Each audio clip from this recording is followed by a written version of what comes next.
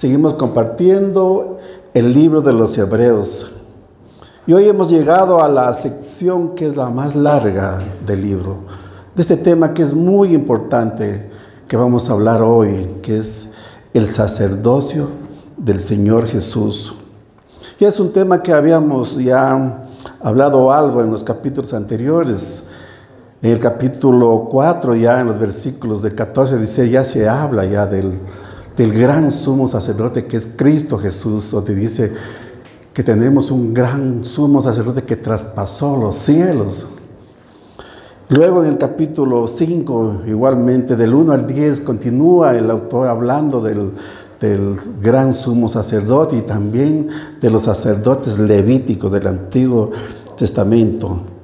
Pero luego, en el capítulo 6, el autor interrumpe, digámoslo así, este tema del real sacerdocio para hacernos una exhortación. Sí, ¿con qué fin? Para no caer en la apostasía. Y más bien nos hace un llamado de atención a que lleguemos a la madurez espiritual, para que avancemos, ya no nos quedemos atrás en lo que ya hemos aprendido, hemos recibido. No, tenemos que continuar, tenemos que crecer y que nos preocupemos en el conocimiento del verdadero evangelio, porque eso nos permite crecer espiritualmente y es la única garantía que tenemos en contra de caer en una situación de apostasía. ¿Por qué el autor de Hebreos escribe esto a los judíos? Porque realmente tenían problemas los judíos, sí. Muchos de ellos que se habían convertido a Cristo, de alguna manera querían volver atrás al sistema antiguo, al sistema religioso, ritualista. Entonces, por eso él hace una exhortación para hacerles ver todo eso. Entonces, si nosotros queremos hablar hoy de un sacerdocio totalmente muy diferente al sacerdocio del Antiguo Testamento, vamos a hablar hoy de un sacerdocio conforme a la orden de Melquisedec, ¿sí? Entonces, al final del capítulo 6, en el versículo 20, nuevamente se vuelve a topar este tema.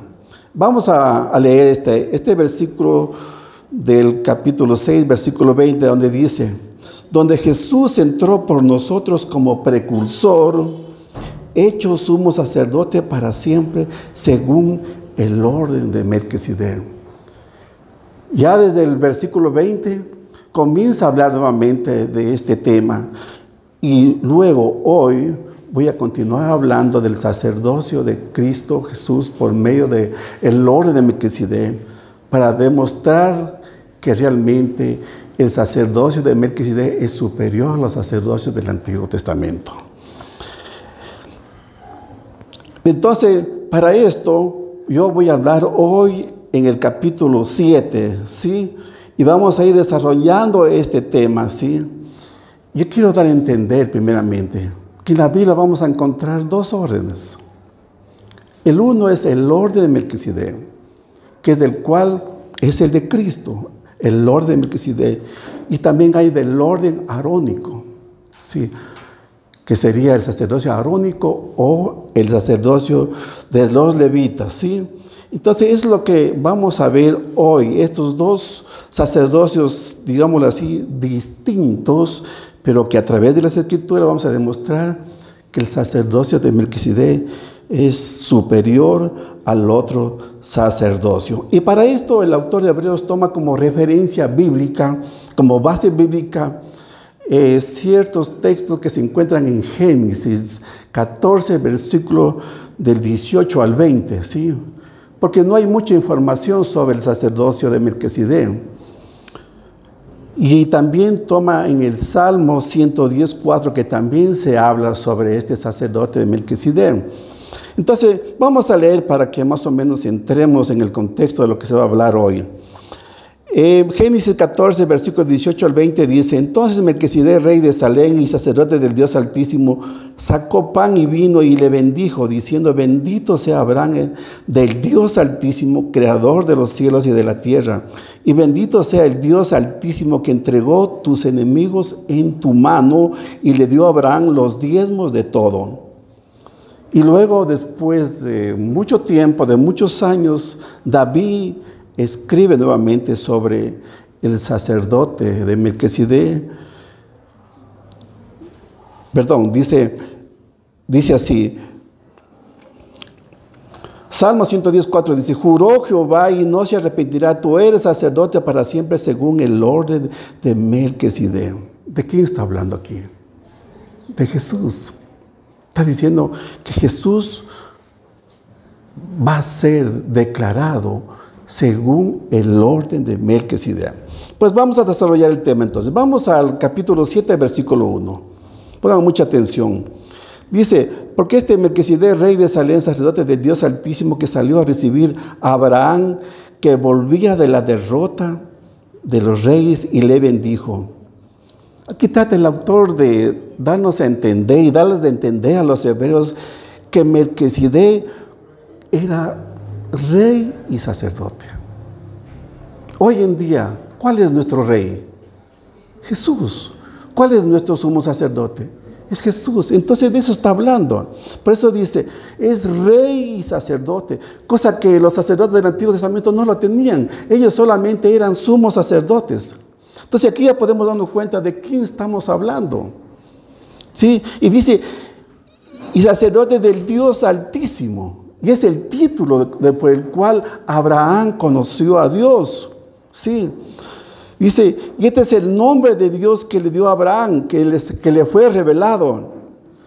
Pero luego más adelante dice que le salió, este sacerdote Melquisedec, le salió a Abraham en el camino. O sea, él lo encontró. No es que Abraham lo encontró a Melquisedec, sino Melquisedec lo encontró a Abraham.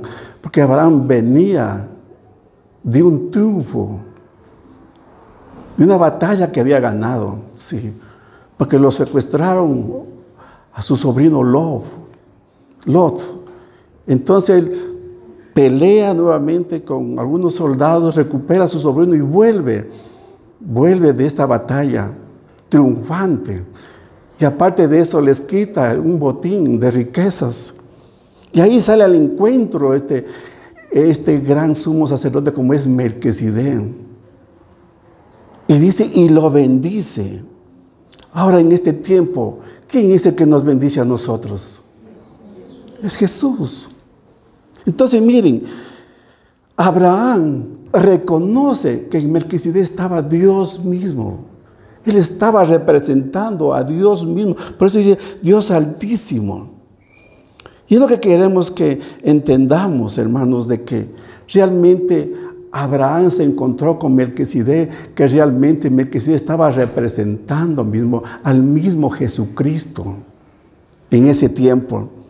Nótese una cosa, ya en el tiempo de Abraham ya existía un sumo sacerdote. Imagínense, ya había hace 2000 años, antes de que venga la ley mosaica, ya existía un gran sumo sacerdote que era rey, tenía un cargo y tenía un lugar por el cual ese era rey. Pero más adelante dice, en el 2 dice, a quien asimismo dio Abraham los diezmos de todo, cuyo nombre significa primeramente rey de justicia y también rey de Salem. Esto es rey de paz. Hermanos, antes de continuar, quiero aclarar que no se trata esta predicación para hablar específicamente del diezmo. No queremos caer en ese error. Ni tampoco es la intención del autor topar esta enseñanza para, de alguna manera, incentivar a la iglesia a que debe de diezmar. No, de ninguna manera. Entonces, ¿cuál es la mejor forma que el autor quiere utilizar estos versículos? Es para hacer notar la superioridad de Melquisedec sobre Abraham. ¿Sí? Entonces, aquí el autor trata de interpretar y tratar de explicar quién era Melquisedec y qué representaba el sacerdote, qué representaba el sacerdocio de Cristo. Primero debemos entender que Melquisedec era una persona, ¿sí? Una persona que realmente en ese tiempo estaba representando a Jesucristo. Pero aquí hay algo importante que debemos entender. Melquisedec significa, dice el texto, rey de justicia. ¿Quién es hoy nuestro rey de justicia? Jesús. Además dice que era rey de Salem, que era la antigua Jerusalén, que significa paz. ¿Quién es el rey de paz? Es Jesucristo. Por eso dice en el versículo, rey de justicia y de paz. Entonces tenemos que tener bien claro hoy, nuestro rey de paz y de justicia es Jesucristo. Entonces, ¿por qué Abraham diezmó a Melquisedec? Porque Melquisedec no le pidió los diezmos. No le dijo, tienes que diezmar. Lo que hizo Abraham fue primeramente reconocer su grandeza. Y entonces él voluntariamente le ofreció los diezmos del botín que él había obtenido de la batalla ganada anteriormente, porque reconoció que fue Dios quien le dio el triunfo. Es como nosotros nos da Dios el triunfo. Dios nos da la victoria. Fue Dios quien le libró de los enemigos. Entonces cuando nosotros entendemos eso, cuando entendemos lo que Jesús hizo por nosotros, realmente estamos dispuestos no solamente a ofrendar, sino darle nuestras vidas, darle nuestros dones, nuestros talentos y darle lo mejor de nosotros. Pero tenemos que entender de quién estamos hablando. Estamos hablando de nuestro Rey de justicia y de paz. Pero más adelante dice, en el 3, dice, sin padre, sin madre, sin genealogía, que no tiene principio de días ni fin de vida, sino hecho semejante al Hijo de Dios, permanece sacerdote para siempre. Y muchos interpretan aquí, quizá de una forma distinta, pero no importa. Lo que debemos entender es que este sacerdote, que dice que no tiene ni principio ni fin, estaba representando o era el mismo Cristo que tenemos hoy en día. ¿Sí? De eso estamos hablando. Por eso dice sin principio, sin fin. Entonces, hoy en día, ¿quién no tiene principio ni fin? Es Jesucristo. Porque no tiene principio, Él toda la vida existió. Y no tiene fin, porque Él es eterno. Entonces lo que significa que realmente Abraham reconocía lo que realmente era Melquisedec. Y obviamente no hay registro de lo que él vivió cuando vino, no hay. Así como no hay registros de Cristo, no los tenemos, porque Jesucristo es Dios. Pero realmente no es que a lo mejor Melquisedec realmente vino como algo así, de pronto se apareció. No, en ese tiempo sí era real él, pero estaba de alguna forma, era como una preencarnación de Cristo. En otras palabras, era una especie de un tipo de Jesucristo, un tipo de Jesús. Por eso al final del versículo 3 dice que fue hecho semejante al Hijo de Dios. Eso estaba representando.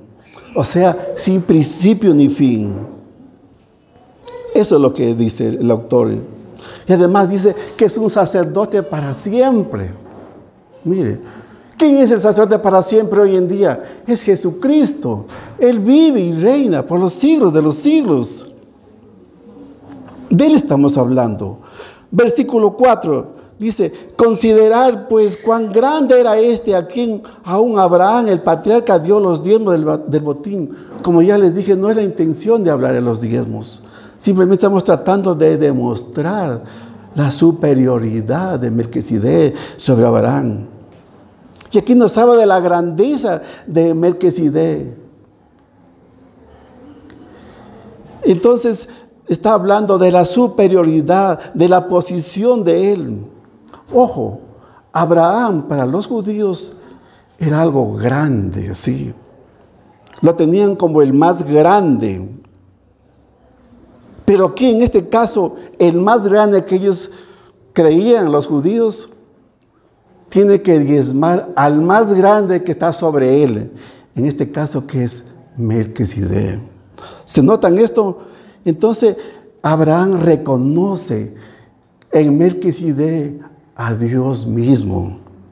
Y por eso en el momento que él reconoce, está dispuesto a dar todo de él. Y es lo que pasa con nosotros cuando reconocemos la grandeza de Dios, de todo lo que Él hizo por nosotros. También siempre estaremos dispuestos a darle lo mejor de nosotros. Amén, hermanos. Amén. O sea, no habrá nada que nos detenga. ¿Por qué? Porque estamos reconociendo su grandeza. Versículo 5. Ciertamente los que entre los hijos de Leví reciben el sacerdocio tienen mandamiento de tomar del pueblo los diezmos según la ley, es decir, de sus hermanos, aunque estos también hayan salido de los lomos de Abraham. En este versículo el autor está desarrollando que la tribu de Leví era la única que podía servir en el templo, porque habían sido designados por Dios y además eran los únicos que podían recibir los diezmos. Sin embargo, el autor también señala que Melquisedec recibió los diezmos de Abraham antes de que la ley fuera dada. Miren, todavía no era dada la ley, pero Melquisedec ya recibió mucho tiempo atrás, sí. Lo que demuestra la superioridad de su sacerdocio. Además, argumenta que Jesucristo es un sacerdote de acuerdo al orden de Melquisedec. No es Jesucristo un sacerdote de acuerdo al orden arónico, no. Es de acuerdo al orden de Melquisedec, porque no tiene genealogía, no tiene principio, no tiene fin. Jesucristo no necesita genealogía. Alguien puede decir, pero Jesucristo nació en María. Es verdad, pero en ese tiempo solamente Dios utilizó a María, el vientre de María, como un vehículo para traer al Salvador al mundo. Pero siempre existió Jesucristo desde el principio. Amén, hermanos. Versículo 6. Pero aquel cuya genealogía no es contada de entre ellos, tomó de Abraham los diezmos y bendijo al que tenía las promesas. Pero aquí encontramos un contraste cuando dice aquel cuya genealogía no es contada. ¿De quién está hablando? De Melquisedec, hermanos.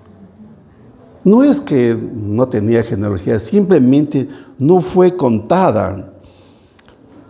Por eso decimos sin padre, sin madre, sin principio ni fin de vida. Sino que en la literatura de la Escritura no se señala esos aspectos. Por eso dice, cuya genealogía no es contada entre ellos.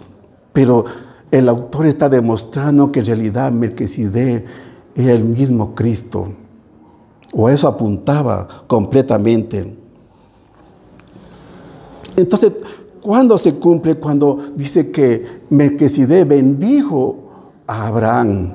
Porque dice que él lo bendijo. ¿Y cómo lo bendijo? Lo bendijo completamente, totalmente. En ese tiempo todavía Abraham no tenía hijos. Y todos conocemos que de Abraham salió toda su descendencia, las 12 tribus de Israel. ¿Y cuándo se cumplen estas bendiciones? Cuando Cristo murió en la cruz. Porque allí, gracias a Jesucristo, somos salvos nosotros. Por su gracia, porque Él nos eligió, porque Él nos predestinó. Y tenemos la gran bendición. Así como Abraham fue bendecido en ese tiempo, ahora tenemos la gran bendición nosotros de ser hijos de Dios, adoptados por Él. Eso es la más grande bendición que tenemos hoy nosotros, como creyentes en Él. Jesucristo ya lo bendijo en ese tiempo a Abraham.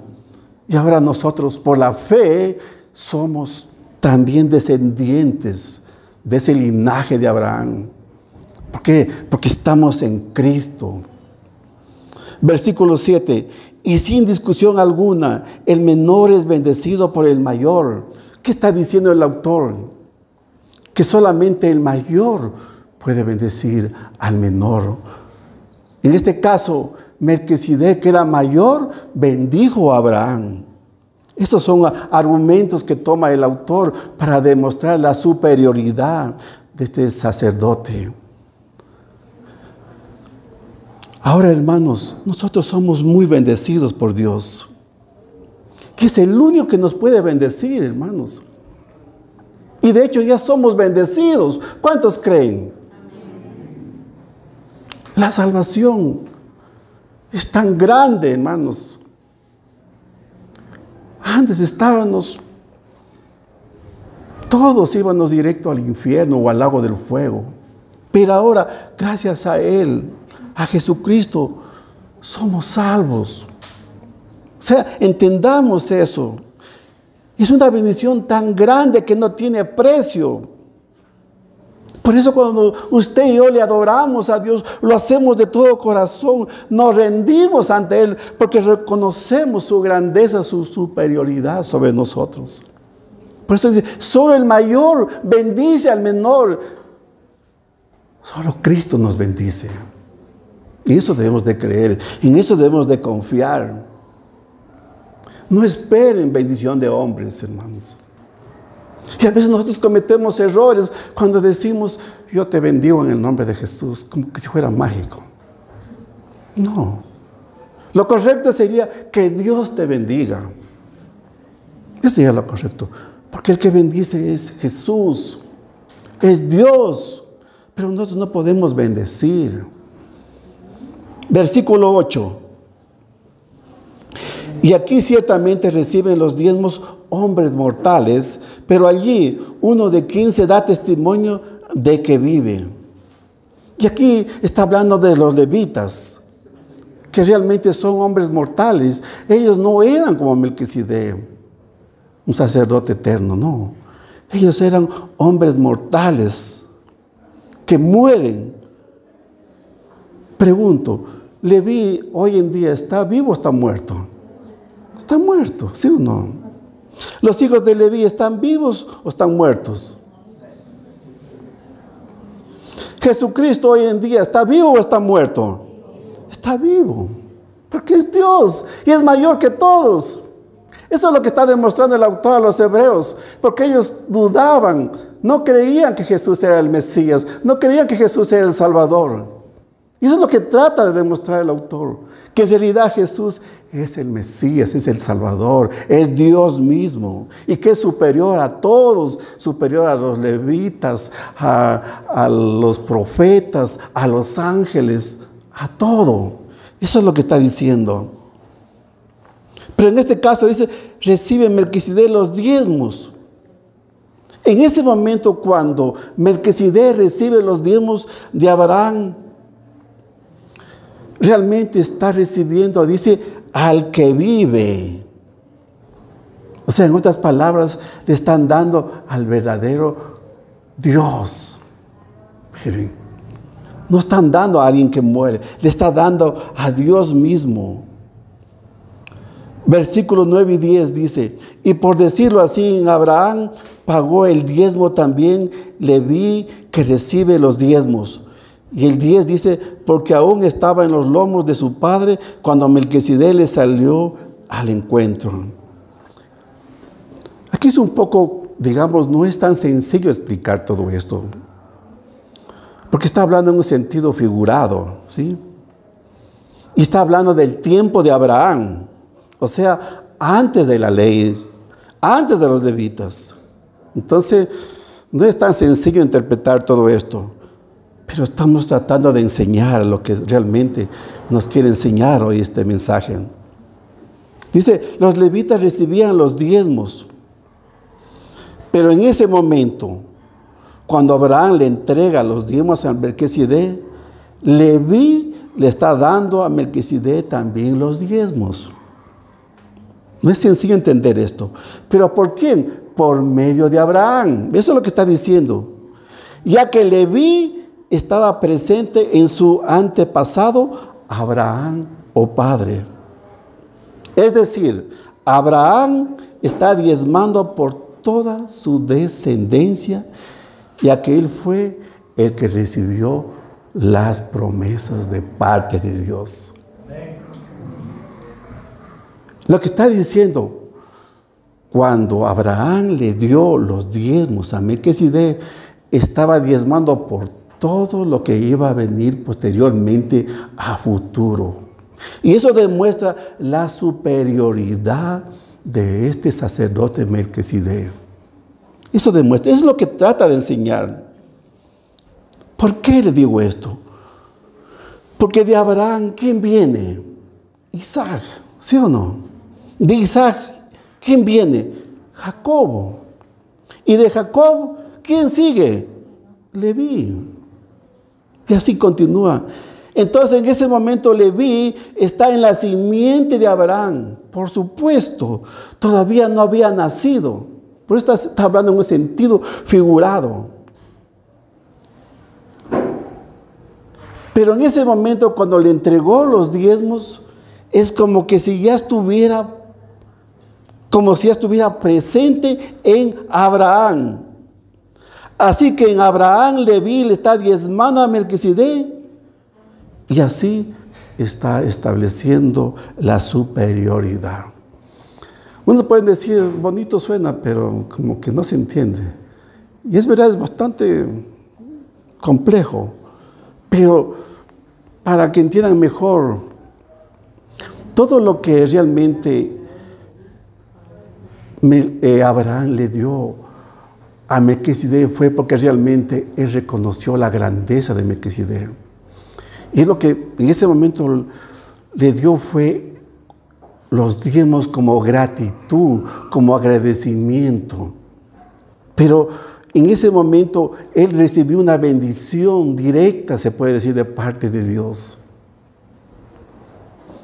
Y esa bendición no solamente le alcanzó a él, le alcanzó a todos, a toda su descendencia. Y nosotros, querida iglesia, somos parte, porque estamos en Cristo, pues ahora por la fe en Cristo que tenemos, que Dios nos ha permitido hoy, pues también somos parte de esas bendiciones que Dios le dio a Abraham. ¿Cuántos lo creen? Entonces, lo que hace a Jesús superior a cualquier sacerdote en Israel. Porque los sacerdotes de Israel, los sacerdotes de la orden de Aarón, morían. Sí. Pero este sacerdote que estamos hablando hoy nunca muere, es eterno y es para siempre. Ese para siempre significa mucho para nosotros. Lo que significa que Cristo siempre va a estar presente en nosotros. Él nunca nos ha abandonado y nunca lo hará. Y este sacerdote, que es Cristo Jesús ahora para nosotros, no necesita genealogía. No tiene principio ni fin de días, hermanos, porque es eterno y es para siempre. Lo que nos da a entender que Él siempre estará dispuestos a escucharnos, a entendernos. Por eso en Hebreos 4, 14, 15 y 16, ¿qué nos dice? Nos hace una invitación. Primeramente dice que debemos acercarnos a Él confiadamente. Él nos hace una invitación a acercarnos a Él confiadamente para encontrar misericordia y gracia y socorro. ¿Por qué? Porque Él nos entiende. Ese gran sumo sacerdote que tenemos hoy está sentado a la diestra de Dios Padre. Eso debemos entender. Muy poco se habla de estos temas del sacerdocio de Cristo, pero es una realidad, querida iglesia. Jesucristo sigue intercediendo por ti y por mí, porque Él está sentado a la diestra de Dios Padre y nunca se ha olvidado de nosotros. Él siempre estará dispuesto a escucharnos las 24 horas del día, día y noche. Tengamos claro eso. Y nunca nos va a desechar. Y estará siempre, porque es el único que nos entiende. Es el único que, siendo Dios, se hizo hombre y padeció y murió y sufrió en la cruz por nosotros. Entonces, todo lo que uno puede vivir hoy, Él también lo vivió. Fue tentado, pasó hambre, pasó sed, pasó necesidad. Pues Él es que nos puede ayudar en tiempos de aflicción, en tiempos difíciles. ¿Por qué? Porque es nuestro gran sumo sacerdote. Y es eterno. Y Él vive. Él está intercediendo. ¿Lo creen? Póngase de pie, querida iglesia. Quiero concluir con esto.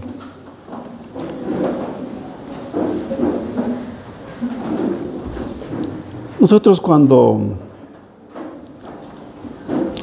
venimos a la casa de Dios, ¿por qué lo adoramos? ¿Por qué lo exaltamos? ¿Por qué lo honramos? Porque reconocemos su grandeza. Porque reconocemos que Él es superior a todo. Superior a nosotros y superior a todo. Él es el dueño de todo. El creador de todo. Por eso nosotros le adoramos, le servimos. Y por eso queremos cada vez más de Él. Porque Él nos libró de nuestros enemigos. Él nos libró del lago de fuego. Porque allí íbamos todos.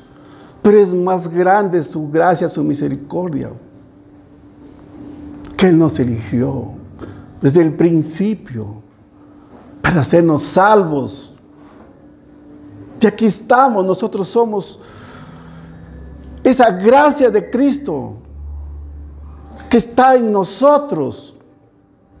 Y ahora tenemos libertad de poder adorar, de poder exaltar, de poder servir. Por eso yo digo siempre, servir a Dios siempre será un privilegio, será un honor. Pero ten en cuenta esto, cada vez que tú quieras decidirle a servir a Dios, que nazca de tu corazón, no porque te lo pidan, sino porque tú sientas en lo más profundo de nuestro ser, dale lo mejor a Dios. Él es nuestro gran sumo sacerdote para siempre.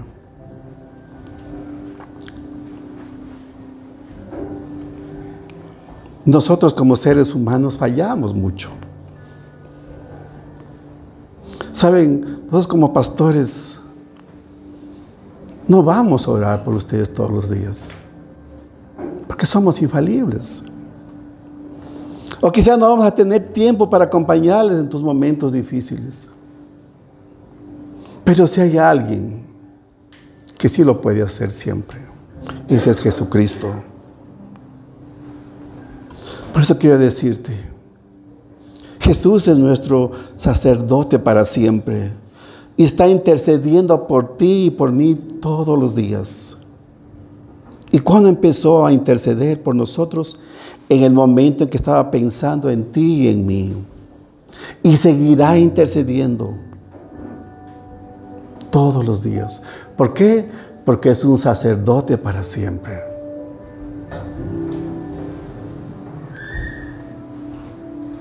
Yo siempre digo, tenemos dos intercesores. Uno aquí en la tierra, que es el Espíritu Santo. Y otro en los cielos, que es Jesucristo. Todo fue posible a lo que hizo Jesús en la cruz. Por eso, nunca digas estoy solo. No lo digas, ni pienses en eso. Porque nunca estamos solos. Y alguien puede decir, me siento solo. No tengo con quién hablar. Nadie está conmigo. Nadie me ha llamado. No. Tú siempre vas a estar acompañado por las tres personas más importantes que existen. ¿Y cuáles son? El Padre, el Hijo y el Espíritu Santo. Porque Él nos ha dicho, yo estaré con ustedes todos los días de la vida. ¿Lo creen? Esa es la realidad, querida iglesia. Eso es Dios, eso es Jesús. Por eso dice, es un sacerdote para siempre, que nunca se olvida, que nunca falla, que nunca miente. Él es fiel y justo. Por eso, qué bendición, qué privilegio ser hecho hijo de Dios por medio de Cristo Jesús. Siéntete privilegiado, siéntete bendecido por Jesús, porque es lo que somos nosotros.